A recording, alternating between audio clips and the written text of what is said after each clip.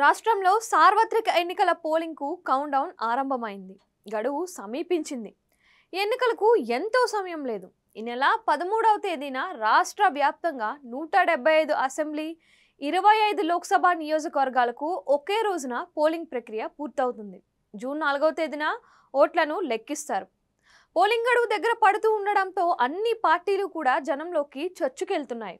ఇంటింటికి ప్రచారాన్ని చేపట్టాయి. కీలక నియోజకవర్గాల్లో కాంగ్రెస్ పార్టీ సైతం తన ప్రచార ఉధృతిని పెంచింది. ప్రత్యేకించి రాయలసీమ జిల్లాలో కాంగ్రెస్ తన ఉనికిని చాటుకునేలా కనిపిస్తోంది. కడప లోక్సభ అభ్యర్థిగా పోటీ చేస్తున్న ఆంధ్రప్రదేశ్ కాంగ్రెస్ కమిటీ అధినేత్రి వైఎస్ షర్మిల తన సొంత జిల్లా నియోజకవర్గంపై దృష్టి పెట్టారు.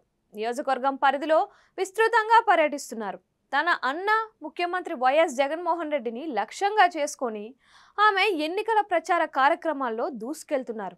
మాజీ మంత్రి వైఎస్ వివేకానందరెడ్డి హత్య కేసును షర్మిల పదే పదే ప్రస్తావిస్తూ ఉండడం ప్రాధాన్యతను సంతరించుకుంటోంది.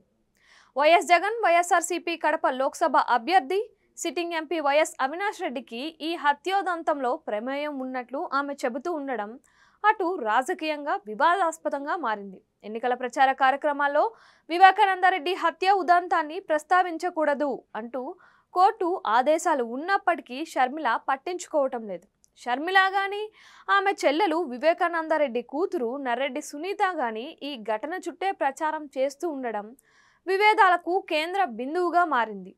ఈ క్రమంలో షర్మిలపై కడప జిల్లా బద్వేల్లో కేసు నమోదైంది.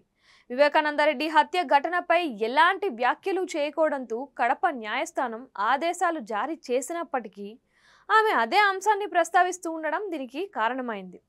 వైఎస్ఆర్సీపీ నాయకుల ఫిర్యాదు మేరకు బద్వేల్ పోలీసులు షర్మిలపై కేసు నమోదు చేశారు.